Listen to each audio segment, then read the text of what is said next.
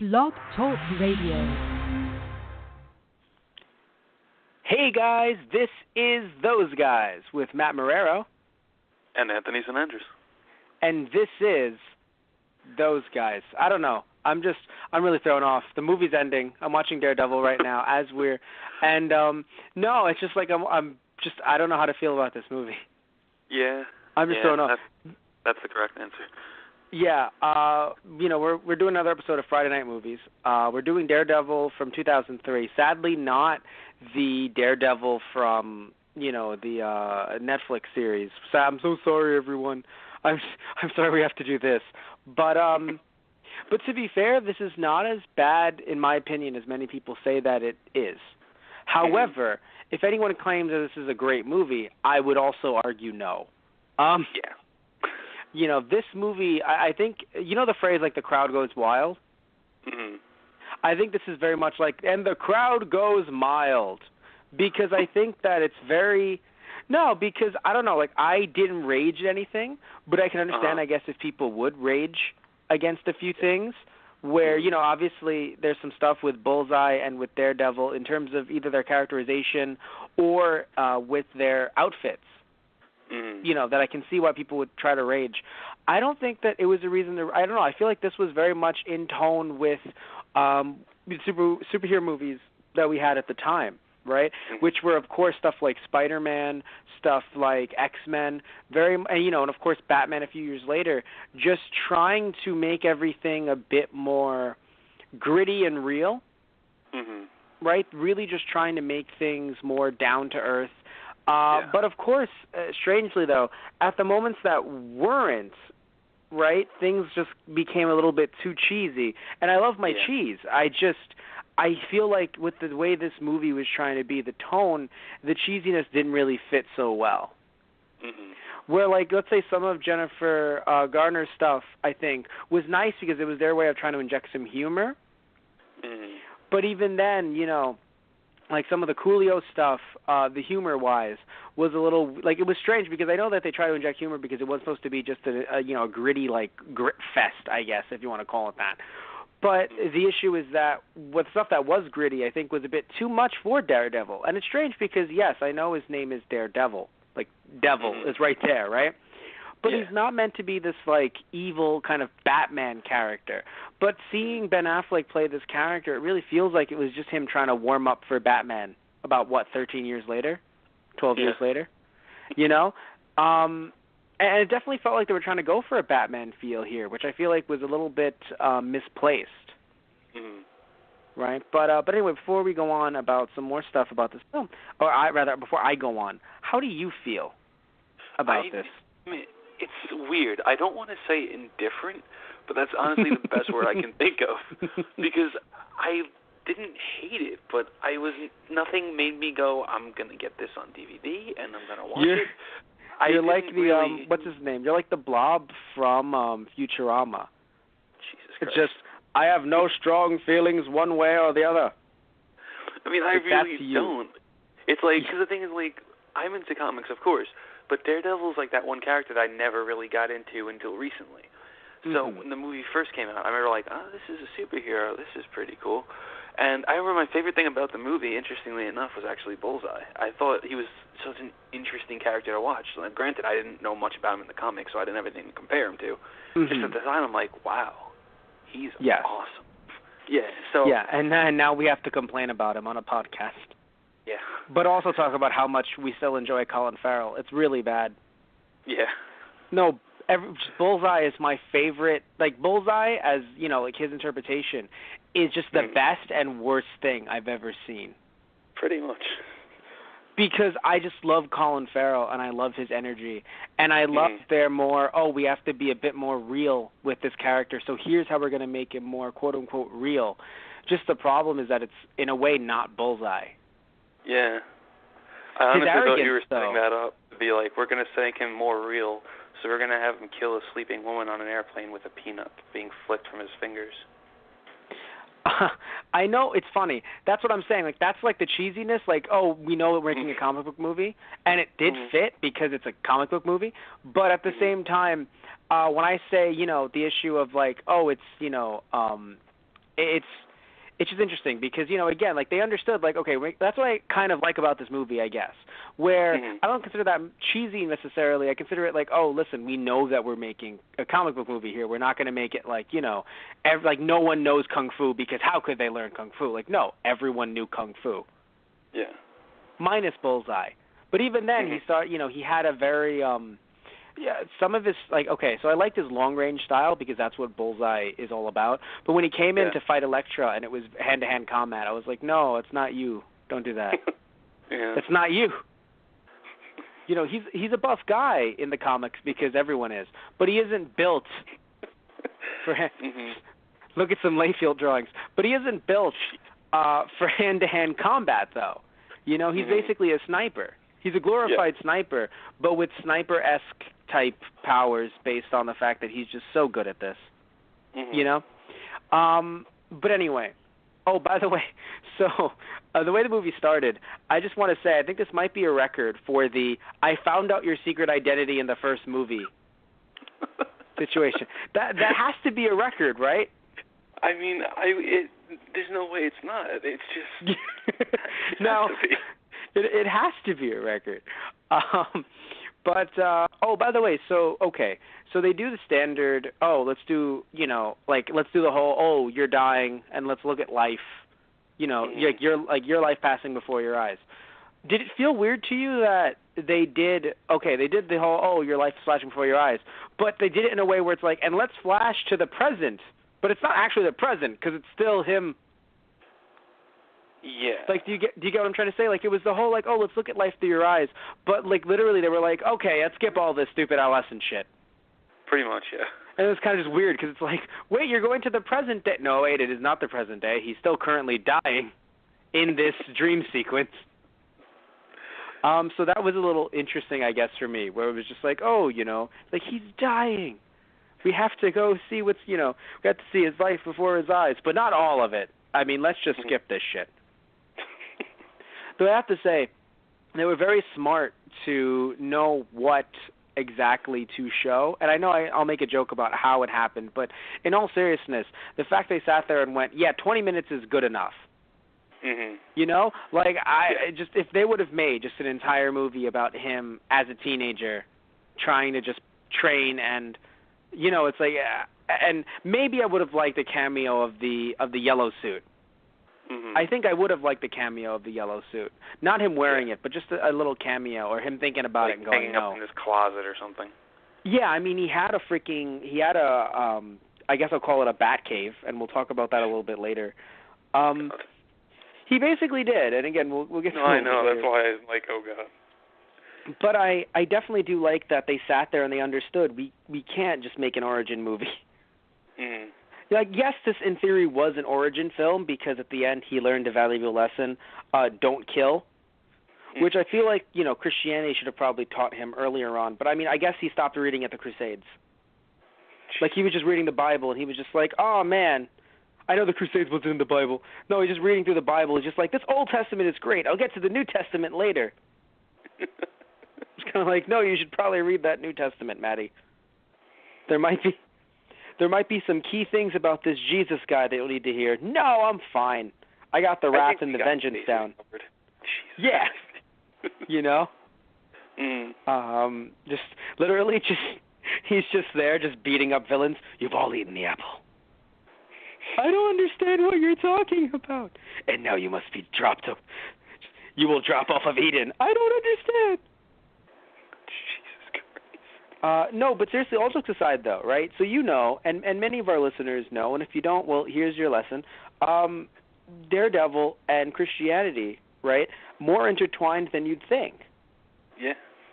Right? I mean, Matt Murdock is a character that was raised Christian, right, raised Catholic, and he's, heck, his mom, who I think we saw a brief mention of, like a little tiny cameo, is, she's a nun. Yeah. Yeah.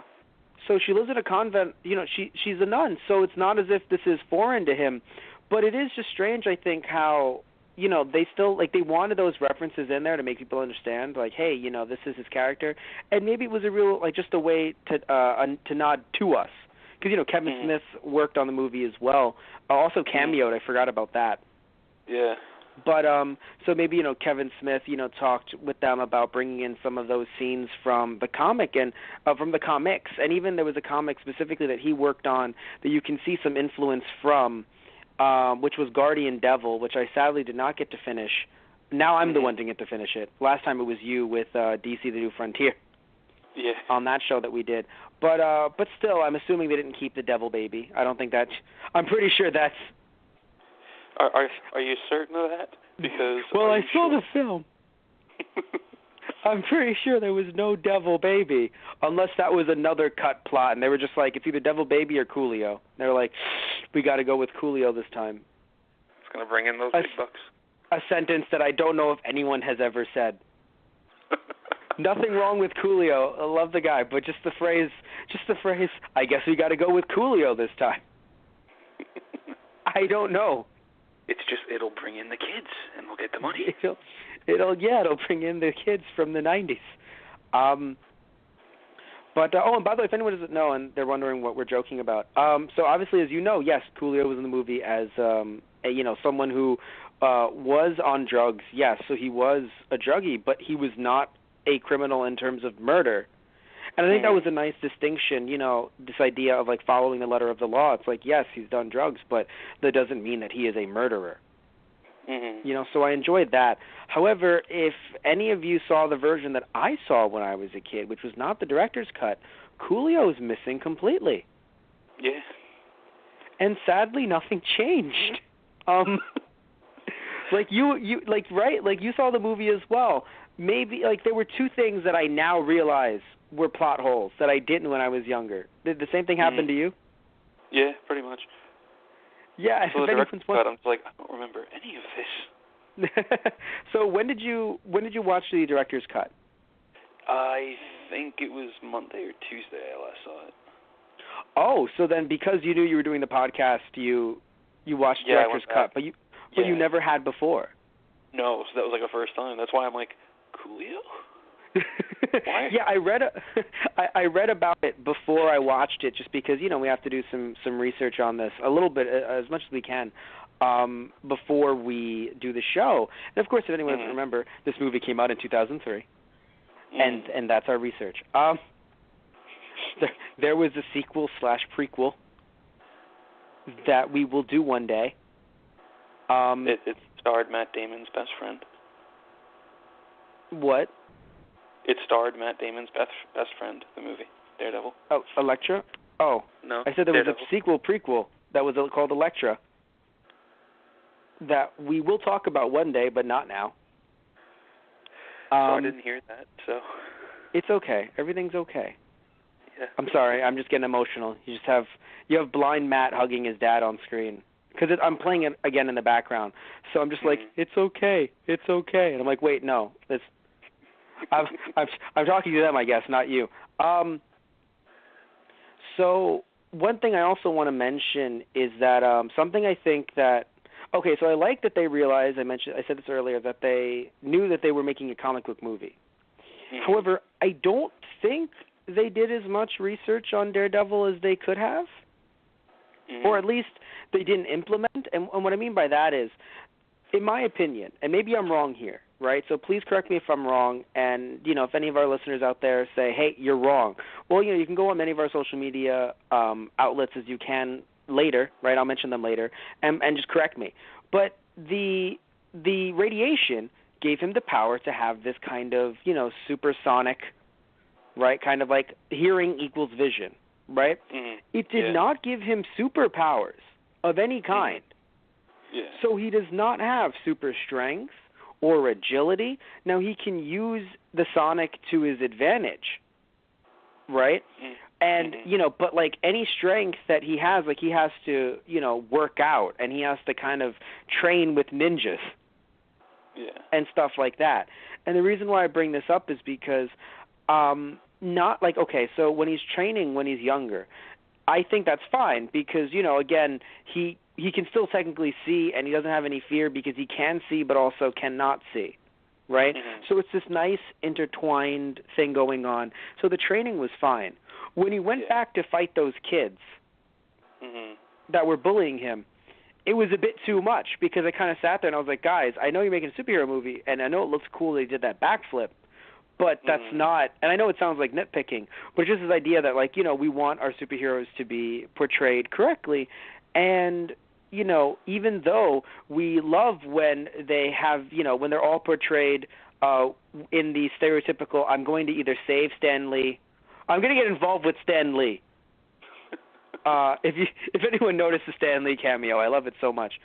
But no, it was just so interesting that I think that they went with this idea of, oh, let's give him superpowers. It's like, no, but please understand, that's not the, you know, and I've seen some of the Daredevil Netflix series. I haven't finished the first season yet, and hopefully I will when we do I will when we do the podcast. Hopefully do the podcast soon, because I definitely want to check it out.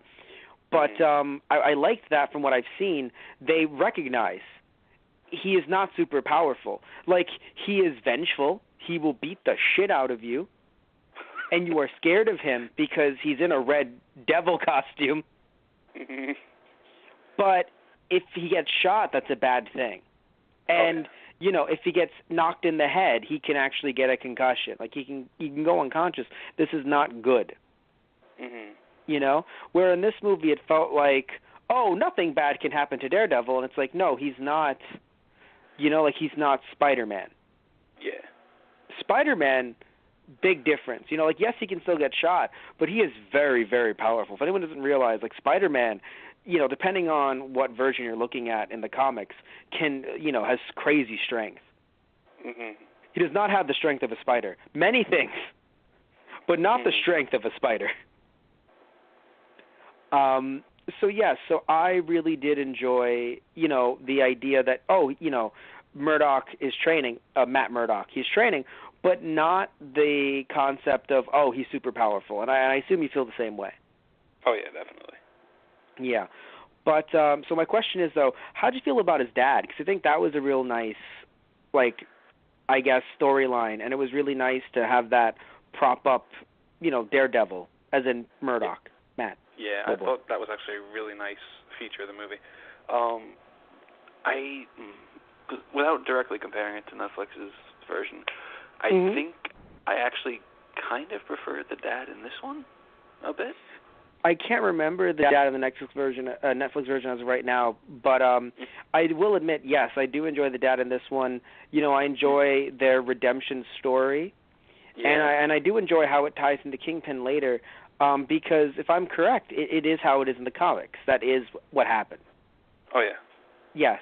So that's what I like. You know, a bit different than, let's say, 1989 Batman, where it's just, oh, Joker killed Batman's parents. And it's just like, how much fucking older is Joker? Like, if it's Michael Keaton, who does not look like he's, like, 20, how much fucking older is Joker? You know?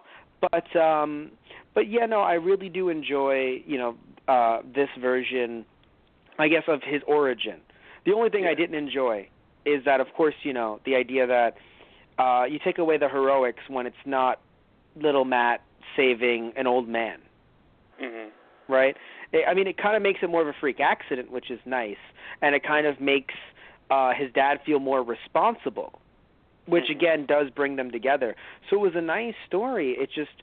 I do feel like you took away the heroics, and really I think that's some of what this movie was about in a way, where, again, it was a redemption story, both for the dad and for, you know, Matt Murdock as Daredevil, and I get that.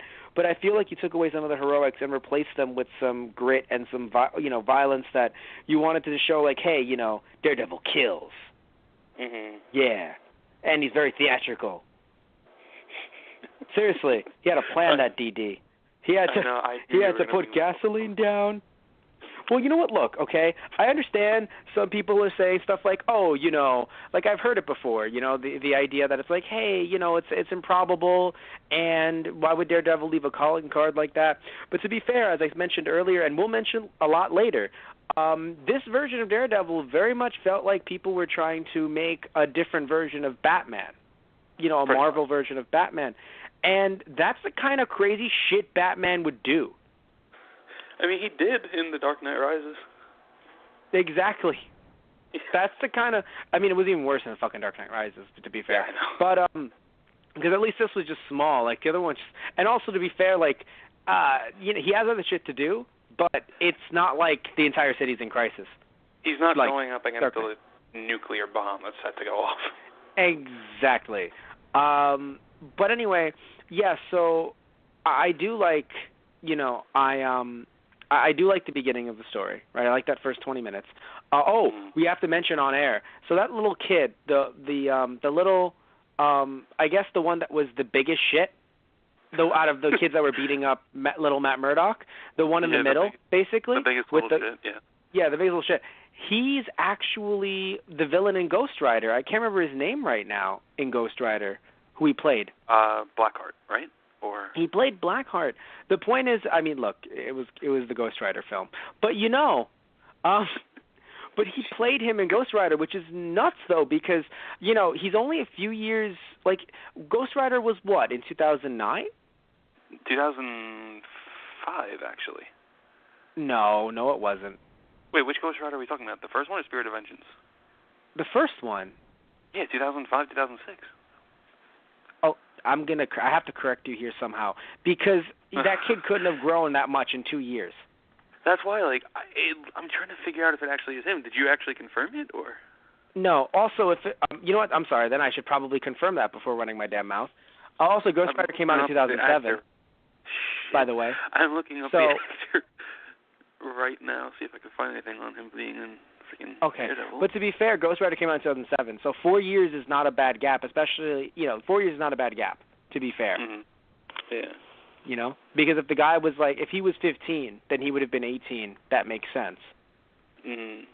But anyway, so while you're looking that up, I'll just talk about me realizing, while I'm older, I guess, why Murdock sleeps in that water chamber. Because when you're a kid, it's just fucking weird. Right? And I've never seen him sleep in a water coffin in the comic books. But it makes sense, though. Not the fact that he owns a fucking water coffin, but the fact, because literally, it just looks like a high-tech machine. He's a pro bono lawyer. How the fuck does he have the money for this shit? But I will admit, though, it is smart that they gave him that because, as many of you, I'm sure, noticed upon watching the film, it drowns out everything. And he kind of needs that because literally just everything is fucking, playing at max volume, as I'm seeing on the screen as he's putting on rock music, max volume, 24/7. And that's rough. That'll hurt your psyche. Yeah. The one thing I do want to mention, by the way, so I love the music in this film. Oh, definitely. As much as I don't like it. Okay. I'm just never a fan, and I mean nearly never ever a fan, of people putting quote-unquote, I use the word real music not to try and hurt people who make music like instrumental stuff.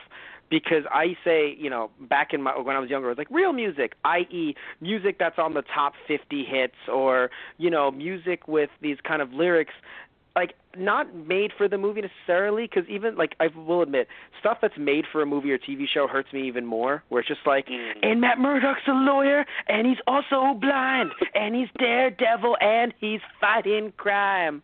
Fuck that. But that's the song. That's Daredevil's theme song now. But it's gonna fucking be. But I also feel weird about them, I guess, putting in just, again, rock music or any kind of music. Because I don't know, it just feels weird to me. As much as I love Man Without Fear as a song separately, and I believe it was made for this film. I think so, yes. And believe me, this movie, right? I have to be honest, this movie got me into Evanescence. I was young when I saw this. I was 11 years old. Movie got me into Evanescence, so I have to give this there is a debt of gratitude to this film. But at the same time, when you get older, it just feels like an edgy music video during the training montage with "Wake Me Up," That's what I'm saying. And then also just at other points in the film, even with like My Immortal playing, it's like personally I'm just a fan of the quiet, of just the silence and the gravitas of it all. Or if you're going to have something, you could have just had the instrumental for My Immortal, or you could have just had general instrumentals. Again, not trying to sit here and be like instrumentals aren't real music because, I have a lot of instrumental shit, on my MP3 player because I do love, that type of music. But I just feel like it never really fits for me. And also, definitely, as much as I love what Murdoch was playing to kind of drown out everything else, right, in his apartment. And it makes sense because, he would play rock. Rock music does drown out everything else. Believe me, I would know. I still feel like he's more of a classical guy. Like, he doesn't really fit where he grew up, when he grew up. Like, him playing that kind of music, it didn't fit for me. No, definitely. Especially because it was also very new. Mm-hmm. Like, if it was a 70s rock song, maybe I'd be like, yeah, that makes sense. 80s. Yeah. But it was, it was very, very new, and I don't know, it just didn't sit well with me because it felt like, it just felt like, oh, we paid the money for this song. Here's where we're going to use it. Yeah. Also, is the actor in both films? No, were we not. Correct? No. For fuck's sakes. Yeah. Well, at least we proved it here, and we didn't have to hear about it later on the internet. So we got it covered, internet. It's cool. We're probably going to get, 5 tweets anyway. And overall, 5, you're being generous. So I think I brought it up during the show already, but I definitely need to bring it up now. So I just don't like that Daredevil killed that guy. It's actually interesting you bring that up. Please. Because did you know that the movie was actually banned in Malaysia because of all the violence with Daredevil killing? That's interesting. I would assume it because he's a devil, but I guess that works too. I would think so too, but yeah. Mm-hmm. Personally, I don't think it would have fixed anything, though. Really. It's kind of like, the idea that, and we talked about this on our Ninja Turtles show, and you didn't know about this, which was really funny. Teenage Mutant Ninja Turtles was banned in the UK because they were ninja. So, not banned, but it was banned being ninja, so they had to edit it, and basically for the show, and I think the movie, they were Teenage Mutant Hero Turtles. Mm-hmm. What's even worse is that the German version used the UK's English version, so there's a German dub where in German they're called the Teenage Mutant Hero Turtles as well. Oh, God. German fans love that so much, by the way. They're such huge fans of that. Oh, they loved it so much. But yeah, and of course, I'm thinking of the word, not mosaic, I guess, because it would be stupid if it was mosaic, but I guess using the black bars to kind of censor any of the kunai or the bow or pretty much any of the other weapons. Mm-hmm. Because, again, weapons are bad. Yeah. Which, to be fair, they are. Like, who the fuck am I? No, weapons are great. No, weapons, no good. But at the same time, it's kind of just like, then don't bring the fucking thing over. So in a way, exactly. I'm happy that Malaysia banned it instead of trying to edit this into a fucking shit show of a movie called Dare.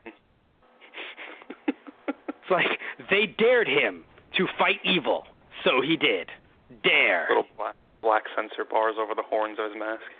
That's what I'm saying. Just, that would have been fucking horrible. So I'm very happy that they just kept it. They just didn't bring it over. Mm. But anyway, so talking about the fight now, because the fight's going on screen, the fight with Daredevil and, everyone in the bar. I love that fight. Oh, me too. I just did not enjoy the death after, especially with some of the more corny dialogue, because even though I will admit, as a New Yorker, I was like, it is a C-train. But, as a New Yorker, I was like, yeah, that's a C-train. But it just felt weird that he just ended up killing that guy. Also, I just realized surfing on the banner, I think, should also be mentioned. But yeah, no, I mean, it's just, again, I like that they sat there and they were like, oh, we are making a movie about comic books. And I'll say that over and over because I just feel like sometimes there are people out there that are making these movies that don't like it. And they're sitting there and they're like, no, we do not like that we are making a movie about comic books. Mm-hmm. You know, we have to make this as gritty and real as possible. It's like Daredevil kills everyone. In fact, he eats them. Mm-hmm. It's like, slow the fuck down. So I like that certain moments it was cheesy, and I think that they knew what they were doing when doing it. Like they didn't sit there and think, oh, the surfing down the banister thing, that's cool. Mm-hmm. Like, I don't think they sat there and they were like, yes, that is the most badass thing we can do right now. Mm-hmm. No, they were like, let's just have some fun with it. Like Daredevil's having fun with it. He's beating the shit out of, some of the worst guys in town, probably. Honestly, I think one of my favorite parts of that entire sequence was the way it was shot, really. How the camera, actually moved with Daredevil as his whole body moved around. Like, whenever he flipped, the camera would somewhat half flip and then go back to normal. That was interesting. One thing I want to mention that I didn't enjoy is I was not a fan of Ben Affleck's Daredevil voice. Uh-huh. In other words, when you take on the role of these, these superheroes, you have to have a different, and I mean this not only as an actor but also as a character. Like Matt Murdock can't just go around. Like, I know he's blind, so he has that in a weird, sick way going for him. Like, they wouldn't assume the blind guy is Daredevil despite how much he sounds like Daredevil. Mm-hmm. But this is a guy that was just in his courtroom, and he's just like, hi, I'm Daredevil.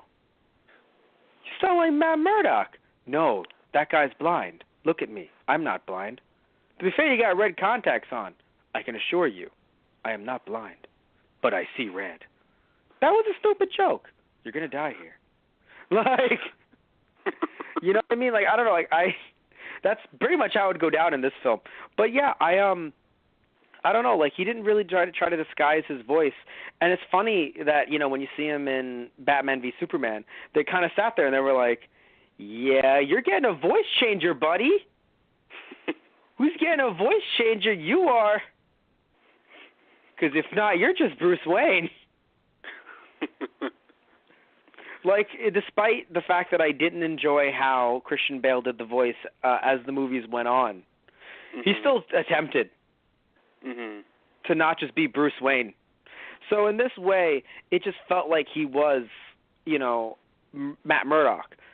Like, if I looked away and I heard both, voice clips, I'm just like, yeah, that guy's that guy.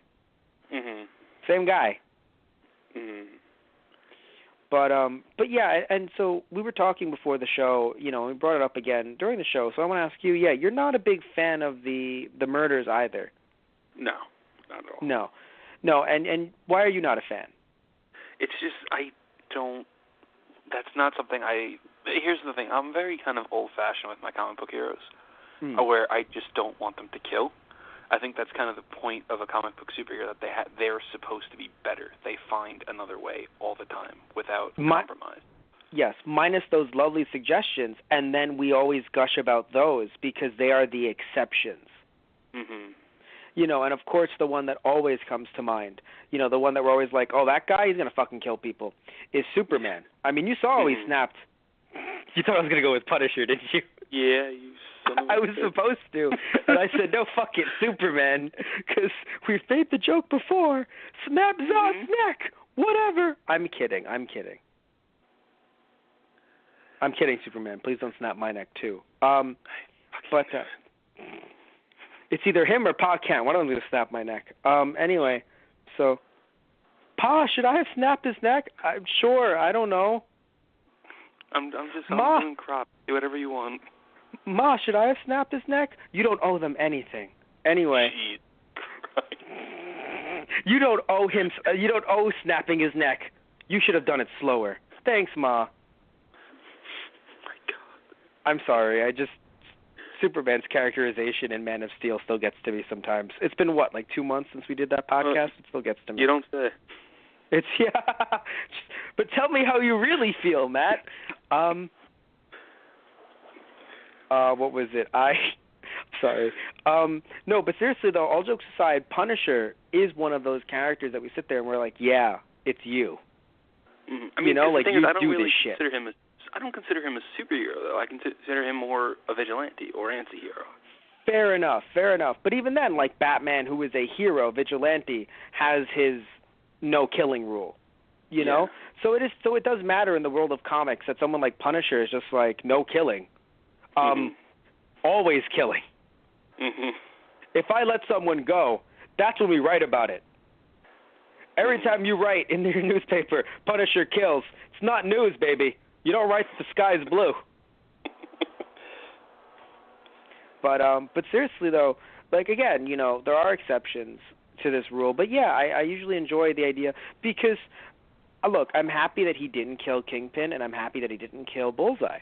In fact, I do think that there could have been a sequel to this movie if they didn't do the Elektra film, because they did Elektra, and then that bombed, and then I think they just sat there and was like, oh, the whole devil, you know, the whole franchise is ruined. It was just like, you just made a film that wasn't that good, you know? After another film that wasn't the best. What? They were alluding to a sequel. They were going to do, I think it was called Daredevil Born in Fear. They were going to base it around that graphic novel. That was supposed to be the premise of the sequel. That's interesting. And I don't know how well it would have done. You know, I mean, usually at this point in time, when this movie came out, unless you were Spider-Man or X-Men, you and your sequels did not fare well. Pretty much. Right? Usually. I mean, you look at, I think of... Blade 2 was pretty good. Okay.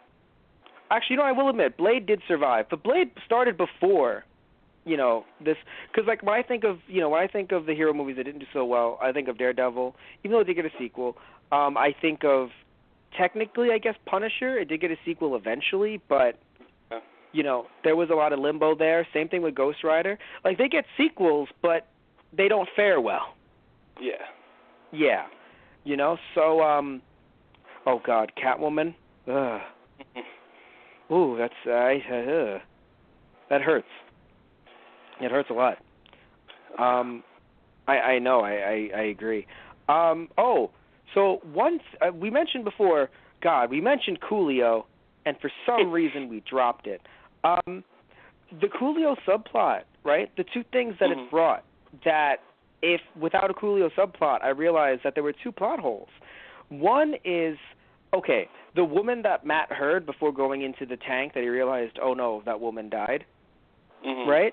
We realize in the subplot that she's actually the woman that this entire case is around, right? This woman who died and then was, you know, Coolio's character was blamed for the murder, which then ties into Kingpin, which I know we make jokes like, oh, you know, wow, they just took out Coolio and nothing changed. But to be honest here, it is nice to see Matt Murdock solving a fucking case. Yeah. You know? I mean, that's what I really want to see Daredevil for. You know, this juggling the fact that he's Matt Murdock and you know, Daredevil. The same reason why I want to see something like Batman, right? The fact that he and Spider-Man.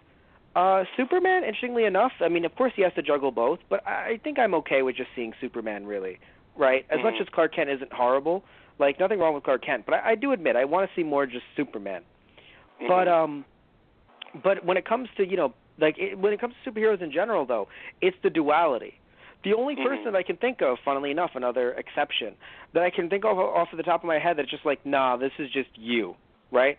Punisher. Yeah. Because he's the Punisher, but everyone knows, no, that's Frank Castle. You see Frank Castle coming, it doesn't matter if he has a fucking skull shirt on, he's going to fucking kill you. Right? Do not let a Hawaiian shirt fool you. There's a gun somewhere. You know, but yeah, I just personally feel like, you know, he's one of those exceptions where it's just like, you know, who he is, you know, like, because again, even with Wolverine, like, when he's not in costume, he has other shit to do, just not like, you know, a job working at a coffee shop. Yeah. But how could he work the coffee with those claws? Anyway, but he could retract them. But how can he could retract the fucking claws? But I don't know. What? I want to jump back to Bullseye real quick. Okay, please. Because I completely forgot about the sequence that blew my mind when I was like 6 or however old I was when this movie came out. Right. What did you think of the sequence when Elektra and her father were in the limo, and Bullseye was behind them en route on motorcycle, and he just stood up on the motorcycle and assassinated the two drivers and the father? Not as good as the mustard coffee. Sorry, that's on my screen right now. No, I think it was a very nice sequence, and I think, that being their way of saying, hey, this is real, but also a comic book. Again, that duality that they have to kind of juggle with. I really enjoyed it a lot, especially because, again, it showcases the idea that he's a long-range fighter. He's a sniper. Mm-hmm. Yeah. He's not coming in to punch you in the face and rip you out of a car. Mm-hmm. No, he's just going to fucking throw this shit at you. Heck, even Bullseye's first appearance, right, in the bar, I think was wonderful. Also, that song playing in the background is such a good song. Mm-hmm. Like, overall, I really enjoyed his appearance. Now, it's rough. Like, it really is rough because it's not him. Mm-hmm. In the same way, right? Here's another great example. Actually, in the same way that I enjoy Ben Kingsley as the Mandarin. Okay. It's like, I love you so much, but you're not the Mandarin. Exactly. Right? Yeah. Mm-hmm. Like, he's just so charismatic and, and energized. The same way another one who's, it's a bit in the middle here, but I still think it's somewhat applicable. Heath Ledger is Joker, right? At certain points, you're like, I can see the baseline of Joker, but not the Joker that I know, right? Mm-hmm. Yeah. But you love his performance so much that you can't wait for Jared Leto's interpretation of Heath Ledger's performance. I'm sorry, I mean of Joker. I'm sorry. Uh-huh. I'm sorry. It's Jared Leto's playing Joker, not Heath Ledger who played Joker. No, we should not point out things like facts. Also, oh God, I'm just seeing Foggy in the background, who, by the way, love Jon Favreau, right? Or Jon Favreau? Favreau. All right. Mm-hmm. So I love John Davros as that's what it is. Sorry, that's how it sounded to me. I love John Davros as Foggy. Mhm. Like, I think it's so interesting how he's always, him and Kevin Smith, you can tell that they're fans because they always just find a way of getting real close to the superhero action in some way or another. Mhm. I really enjoy that though. Like you have Kevin Smith either, he's writing comic books or heck, I mean, he was in a movie, not a comic book movie, but he was in a movie with Ben Affleck back, when he was doing those, he was an action star. He was more so like, I do comedy films that are really stupid, but that Matt loves. Like Dogma. That's the one I'm thinking of, Dogma. Mm-hmm. Yeah. Films that only Matt likes. But anyway, so yeah, you have Kevin Smith in that. Yeah, with Ben Affleck, you have Kevin Smith. He wrote Guardian Devil, right? He wrote it, or he co-wrote it. Yeah. He wrote it, and he wrote it. He was also, we did Superman Doomsday, the animated movie. He was in that, very small cameo. So, and of course we look at Jon Favreau, and he has of course been Happy Hogan. In the Iron Man films, but he also directed some of those films, if I'm correct. Yeah, the first and the second. Yes, the first and the second. And he did work, behind the scenes. I don't think he is now, but for a while he was working behind the scenes. He is actually, if I remember correctly, he just got named as one of the producers for Infinity War. That's nice. You know what I'm saying? Like, I really enjoy that he's, still working with these films. The one thing that I don't enjoy is the playground fight scene. I think that was a bit too much. I have been waiting to talk about this. And how much you dislike it? Yes. Now, here's what's very interesting, right?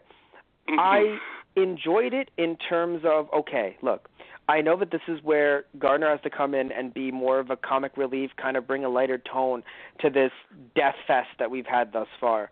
However, I feel like if this fight scene had happened at night, it would have made a lot more sense, especially with the fact that it would have been like, look, I don't know you, maybe you are blind, but it's nighttime, and honestly I'm a little creeped out by you just touching me. No, seriously, I know you laugh because she immediately turns ninja for it, but in the film in itself, but a woman alone at night being touched by a man, at any time of the day it's creepy, obviously, and it's catcalling or whatever you may call it. But at night, it's even worse, where, that's when she would definitely bust out some ninja moves against a guy who's possibly blind? I don't know you. You know what I'm saying? She's like, I just don't know you when you're touching me. But during the day, with the schoolyard, like the school playground and everything, please tell me what you think, but I just think it was just dumb on top of dumb. Like, it was an ice cream dumb with some dumb sprinkles on it. Yeah, exactly. I remember my favorite thing was the fact that the zoom out, that it looks like it's a 1v1 Marvel vs. Capcom fight, and then the fact that the kids are just sitting on the swings, just watching them the entire time, laughing about it. Like, I'm sure they made those kids life, honestly. Pretty much. Though, to be fair, I think those kids are just like this is before cell phones, like the cell phones that we have, smartphones came out. This is before Facebook. I mean, MySpace was kind of a thing. Why am I bringing all of this up? Because it's just so, I guess, you can apply their mentality just to our generation. Just the fact that, like, once the fight was over, they were like, oh, whatever. It's like, fuck you guys. Do you understand what you just saw? You should be mentioning these to your future grandchildren. Write this shit down. Two people just went full on. Yeah, not to mention the schoolyard of kids behind them that suddenly just come up going, fight, fight, fight. No. That was fine. That made sense. I'm talking about those kids. Once the fight was over, they were just like, nah. No, you just gotta be like, where the fuck did you learn those moves? Like in Space Jam, everyone was just like, oh snap, that's Charles Barkley, woo. Like, play basketball with us. This is so cool. They weren't just like, he's not playing basketball right now. That's just Charles Barkley. But anyway, so yeah, that fight was bullshit. It was stupid, and no one was better for it. However, I do want to mention, now that we're on, because we talked about Jon Favreau. I do think he didn't look like Foggy. I think that's my only issue, and even looking at Affleck, who didn't really, like, I don't know why Hollywood has this huge. In my opinion, it's a. Interestingly, to just go on what you were going to say about Ben Affleck, in Guardian Devil, Kevin Smith actually based it off of Ben Affleck. Really? Because it makes sense, but he doesn't have he has the red hair in the comics though, which is he's a ginger. Like, that's just what it is. So I feel so strange. I think that, in my opinion, it feels like Hollywood, or just generally, like, I don't have to say the word Hollywood because it happens in TV shows as well. They just don't want to cast people with red hair, and I don't understand why. Like, there's a tint, like, it's sort of, like, you can tell that he could be Irish, right? But he does not have red hair, Ben Affleck. Yeah. You see in, what's funny enough is the only time I've ever seen something, Gordon does not have reddish hair in Gotham. However,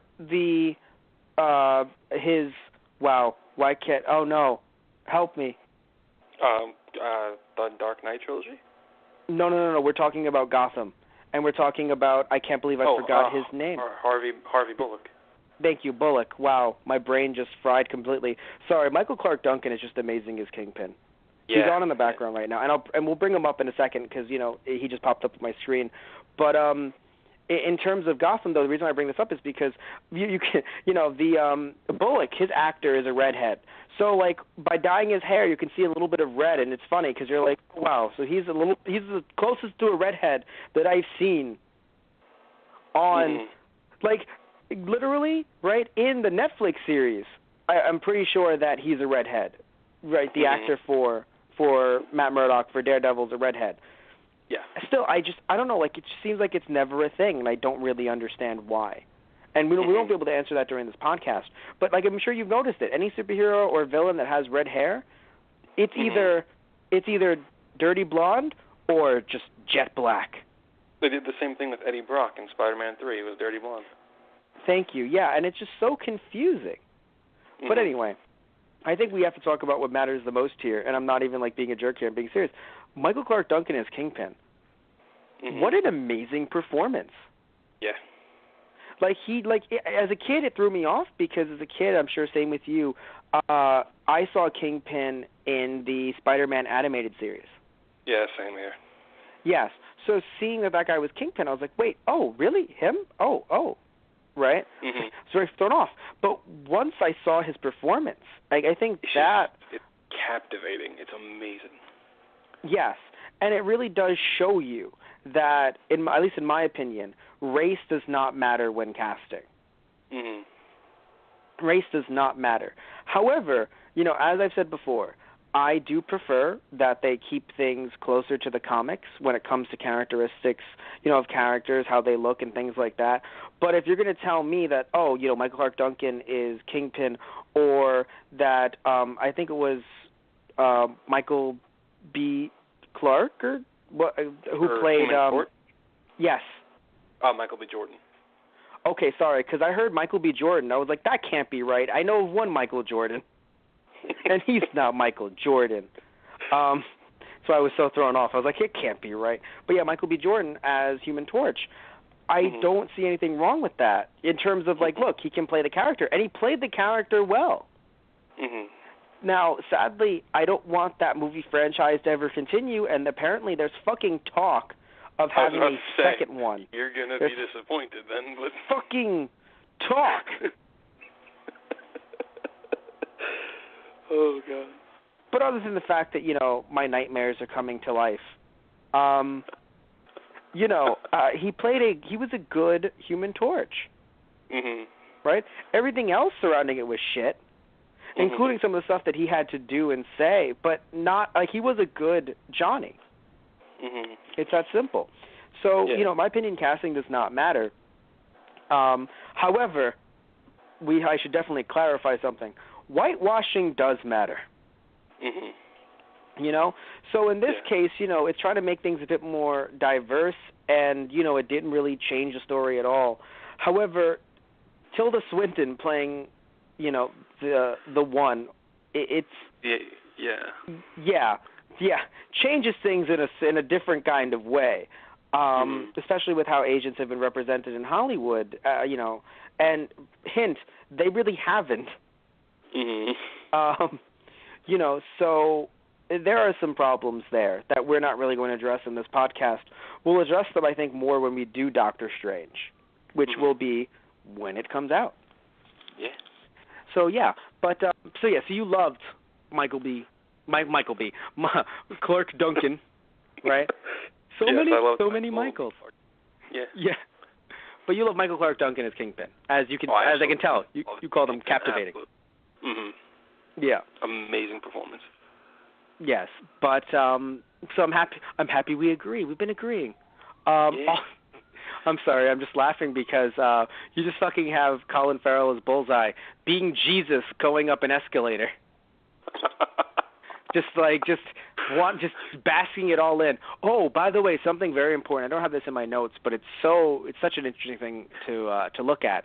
How airport security was different. Oh my God. Now, I do remember, though, my dad watching this was like, yeah, you wouldn't be allowed through there even in 2003, right? But still, though, nowadays, literally everything would be off. Mm-hmm. It's literally just excuse me, sir, but can you just remove your pants? Just everything. Sir, you can't anything here. Yes. So there's that. And also the fact that I assume this film, it's funny, I assume this film was written pre-9/11, or at least this scene was, because I will admit, I don't know how, what, if the scripts went through some kind of treatment process or anything like that. What I will say, though, is that, a lot of these scripts are written, were written, and these scripts, I mean Spider-Man, X-Men, were written mid-90s. Mm-hmm. And then we're just treated, and then, treated being having different writers come in and try to give their interpretation or give their rewrite of the script for it, basically playing a script telephone game. That is more or less what happened here. The movie itself went into production in 1996 or 1997. And then in 2000 is when it went into serious production once, I forget who, one of the companies acquired the film rights to it. And they kept mostly everything, but they changed a few things here and there. That makes a lot of sense because, again, you can see stuff like, oh, he got through airport security that way. It's like, no, not post 9/11. Mm-hmm. It's no. Shoes, belts, paper clips? You fucking serious? Like, no. I loved seeing Daredevil and, Murdoch and Foggy breaking into that woman's apartment. Yeah. Very much, that was a good case of, hey, this is how Matt Murdock is going to do some things that are a bit questionable, because that's who he is. What I didn't like, what I did not like, is the scene where he was in the car. Yeah. Why? I don't know. I know the whole thing is, you won't, I'm blind, so same thing at the end, where it was kind of just like, even though it sucks in this movie, which is a kind of a trope that happens a lot, sadly, everybody knows who the fuck you are by the end of it. Minus Foggy, who's the one that should have actually known. But no, just the idea that, I'm blind, who's going to believe you, right? Which is fun. I have fun in the sense that, it is a nice way to kind of switch everything up, where it's like, because, it's like, what would Bruce Wayne say? I'm rich. No one will believe you.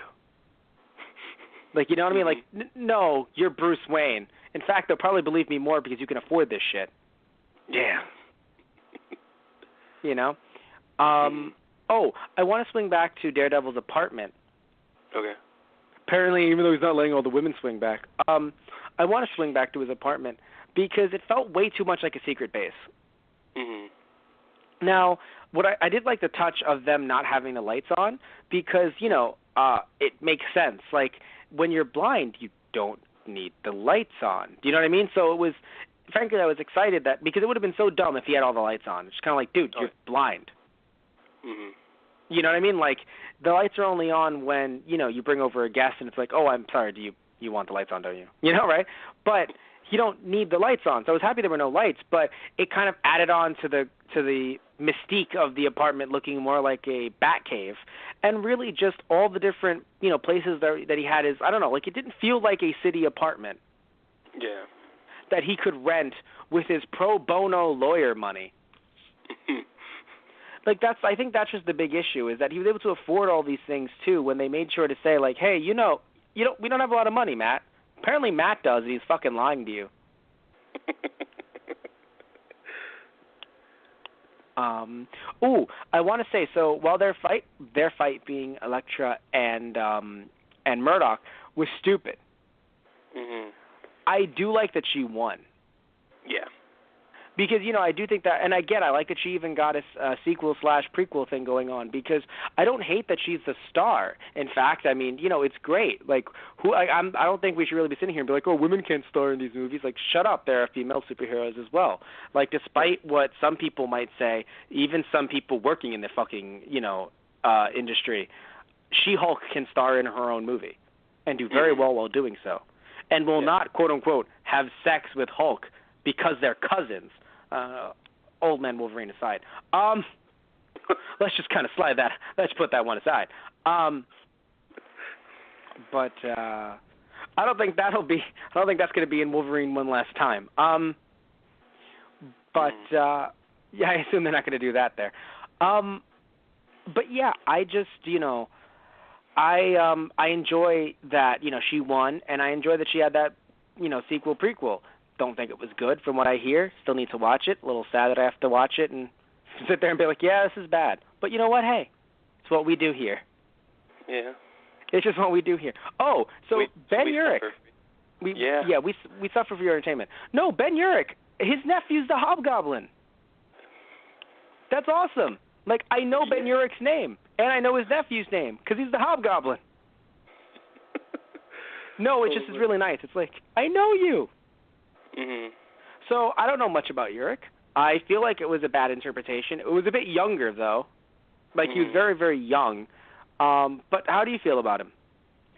I liked him. It's one of those things, again, where, I hadn't seen the movie until recently, and I still have the Netflix Daredevil series fresh in my mind.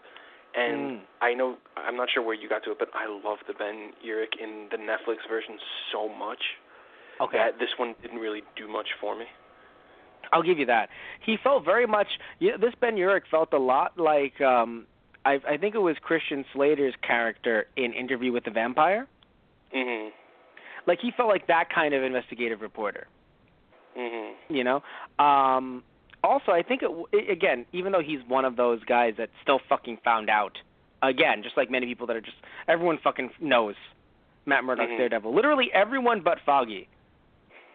Like, they literally played it on the news, and Foggy just was not looking. Mhm. Like, everyone knows. But I do like that he made that decision of just not releasing, because he understood, like, oh, you know, this isn't you. Like, you're not a killer. You're not a murderer. Except when you fucking were, by the way. So, like, that's another thing, too, I think we have to bring up. Actually, we definitely have to bring this up. Like, oh, you didn't kill, you know, Navios. Or rather, Nachios, sorry. I love it so much, by the way. It's just, she sounds like a Mexican side dish. Yeah. No, because when I heard Elektra Nachos, I was like, first off, that has to be like oh, my name is Ivy thing from Gotham. Her name can't actually be Elektra. And I looked it up. I was like, oh, thank goodness, your name is really Elektra. That's nice. You know? No, I'm sorry, because, like, it would be like Frank Castle being like, my name is the Punisher. It's like, no, you're not. It's not your name. Oh, Robin. You know what I mean? Like, it's just like, shut up. That's not your name. So, you know, I sat there and I was like, oh, Elektra is actually her name. That's nice. But yeah, no, you have Daredevil who is a killer apparently, but it's okay because he kills bad guys. Like, I know that obviously that's what we swallow a lot in here, you know, in movies like this. Like, yeah, it's okay if you're just killing bad guys, not, you know, nice people. But it's just like, man, it just feels really weird, doesn't it? Mhm. Like, it's just, the moral of the story is, oh, you know, again, even though Daredevil did change and he didn't kill, you know, Kingpin and Bullseye, it, even though it's funny though, because here's the thing, he didn't kill Kingpin. Bullseye just survived. Yeah, pretty much. Like he wanted to kill him. And frankly, I think that was a little frustrating because, you know, earlier on we bring up the idea of the Christian undertones. And while I like that Bullseye lost his hands, he does beg for mercy. And the fact that Daredevil does not, you know, listen to that cry for help and just throws him out the window. Look, I know the Catholic religion can be interpreted in many different ways, as I said earlier, but I do think that Daredevil needs to show some mercy every once in a while. And he shows it for Kingpin, so I don't know. Like, I wasn't a big fan of that. Definitely. Yeah. Oh, but did you like the fight between, because I know we talked about the first fight between Daredevil and Bullseye. What about that last fight? Did you enjoy that? I thought it was okay. I didn't like it as much as the first fight, but... You know, I thought it was fun, and I thought it showcased their strengths and weaknesses, you know, from the comics very well, but I do think that it was kind of lazy. You know, like certain moves felt lazy, where it's just, like, yeah, like not lazy, like fun, Bullseye getting all the shards of glass. Lazy, Daredevil's, I'm just going to backflip. I think if he it's funny, too, because it does feel like a comic book move, though. Like, oh, I'm just going to backflip away from it. But backflips, you know, like, they're usually just panels, and they would be faster. But this was in slow motion, so it was worse. Exactly. It was like, let's just do, like, a Matrix-type scene, except not be fun at all. So I think that was, so it was, you know, it felt more lazy than anything, the fight. But it wasn't bad, just lazy. Like, they didn't really try. They were like, yeah, the movie's ending. It didn't it didn't feel like a big fight like a climactic fight. It just felt like, here we are. That's why I prefer the first fight more, because it was the first fight, and it was kind of new in its own way, and I was like, oh, shit, this is awesome. Well, because it was outdoors, I think. You know, motorcycles were involved. Motorcycles usually add something. It's the motorcycles, man. That's all it is. But, yeah, no, I have to throw out the one line that I got so mad at. It was certainly the worst thing anyone could have ever said to someone who's blind. I wish you could see me tonight. I was like, are you fucking serious? What? I was so mad. I forgot that line. If you could have seen me on Monday, as soon as I heard that, I dropped the controller. I was like, what? What did you hold? I need to rewind and put on subtitles. What? Yeah, no, it was not good at all. It was the exact opposite of good. It was bad. Yeah. Oh, God. But so I know we have to wrap some things up here, sadly. I don't want to wrap it up on that, though. So, yay, Matt Murdock's a good guy. You know, he didn't kill those guys. Yay. He didn't kill everyone. He didn't kill everyone, and the priest approved, apparently. Oh, God. Honestly, that priest, he's seen some shit. Like, I thought he was kidding when he was like, "Oh, you know, I've heard more than I've heard everything in there." Right? I thought it was like, yeah, that's anything that a priest would say. But after realizing that, oh, this guy is Matt, because if Matt Murdock didn't kill, right? If Daredevil didn't kill, I think he would have been better. But the fact that he murdered, I feel like it's just like, you should not be chill with it, priest. I'm sorry. Yeah. Like, it was kind of bad. So, overall, right, before we wrap things up, not a bad film, but not a great film. It was okay. To me, it's one of those movies where it's like, the whole thing as a whole, it's not great, but it's made of little moments here and there that really make it better, passable. Yes. Yeah. Also, that moment when Daredevil realizes, oh, man, I'm beating up this guy, but he's a father, too, just like my dad was. I know, just like my dad was a father. No, it sounds stupid when you say it out loud, right? But just the concept. Why did you say that parental term? Yeah, exactly, right? But that's the first thing I was thinking. That's the second thing I was thinking of. The first thing is, it's just like, he's a father. Like, my dad was also a father. Like, well, yes, biologically, yes.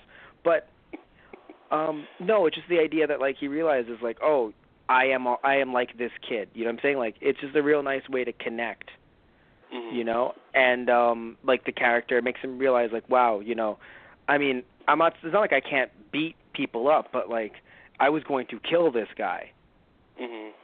The problem is that, like, he learned that lesson, but he didn't learn it enough.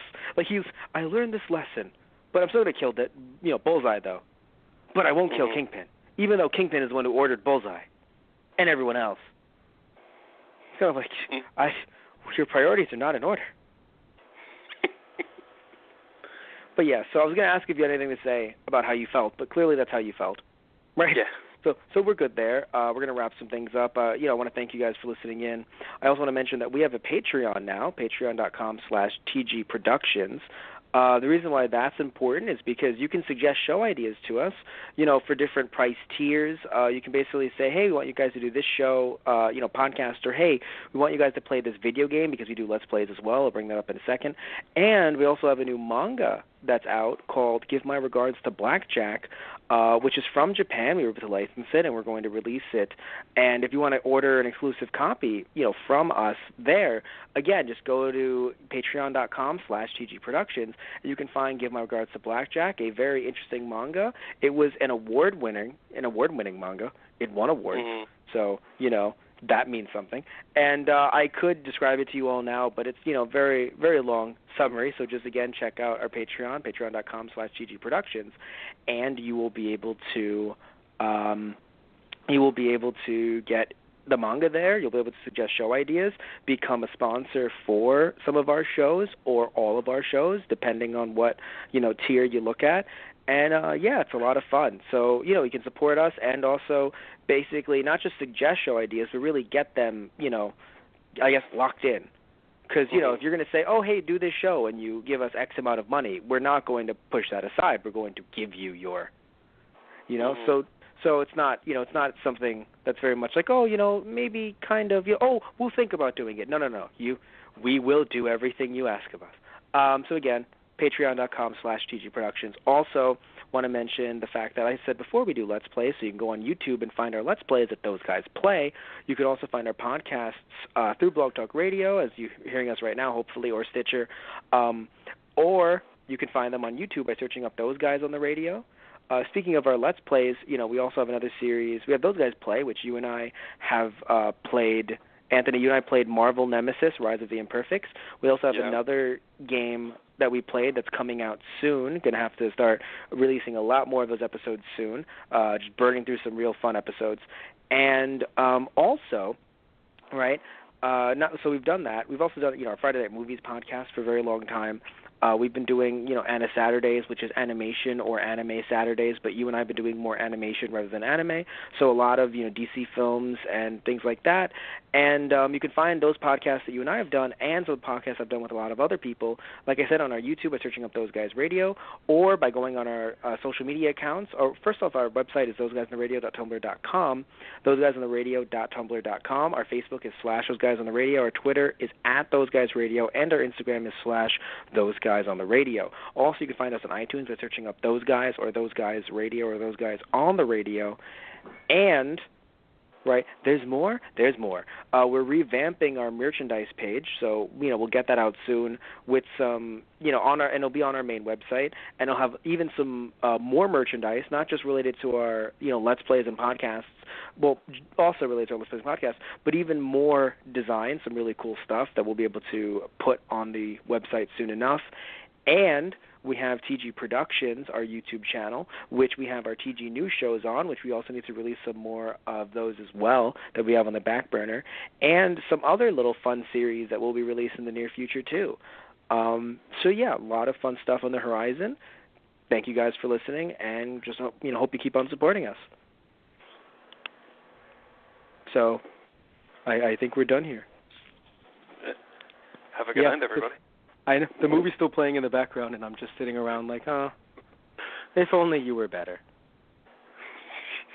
But yes, so good night, everyone, and say good night, Anthony. Good night, everybody. All right. #BetterThanPodcast.